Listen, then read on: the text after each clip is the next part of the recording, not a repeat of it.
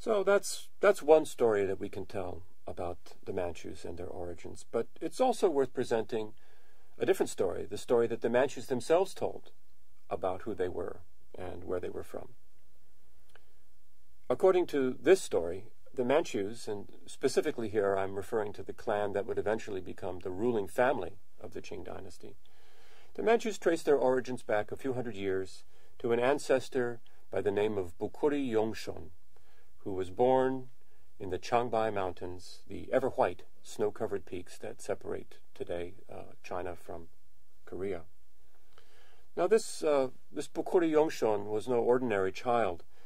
His mother was a heavenly maiden. Her name was Fekulen. She had come down from heaven to bathe in a lake in the Changbai Mountains with her sisters, and when she got out of the lake to get dressed again, she noticed that atop her clothes was a small red fruit, a beautiful magical red fruit. And she picked up this fruit, and she didn't want to put it on the ground for fear that it would get dirty, so she placed it in her mouth just to hold it there while she put her clothing back on. And once she did that, the fruit of its own accord jumped down her throat, landed in her stomach, and immediately she became pregnant. Her sisters left her behind, and very soon afterwards she gave birth to a son, none other than Bukuri Yongshon. He was possessed of supernatural powers. He could speak, for example, as soon as he was born, and he could understand human speech as well.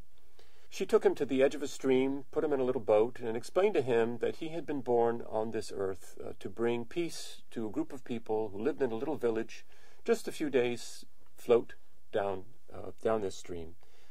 And she pushed him off and told him that he would land there and people there would take care of him. And at that point, she returned to heaven, and she pretty much drops out of our picture.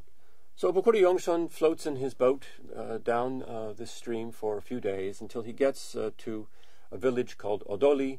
The boat pulls up against the side of the river, and the people there who had gone to draw water found him there, and they were, of course, amazed at the fact, first of all, that there was a small child alone in a boat, and that this very small child could talk, and that he had this mission, which was to bring peace to them. And they, in fact, were experiencing a great deal of unrest and discord in this village. So they made a little chair for him out of willow reeds and carried him back to the village, where they presented him to all the people, and he was proclaimed their prince.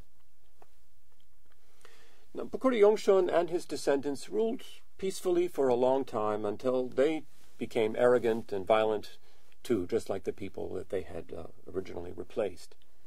And this eventually led to a rebellion against their leadership, in which all the members of the clan were killed. All the members except for one, a young boy named Fancha.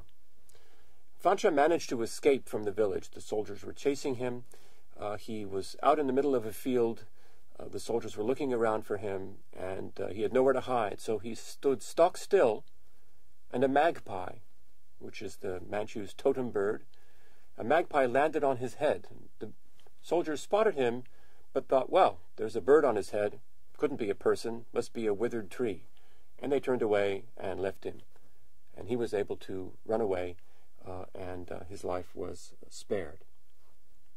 He later became the ancestor of the founders of the Qing dynasty. So that is the story that the Manchus told of who they were and where they had come from.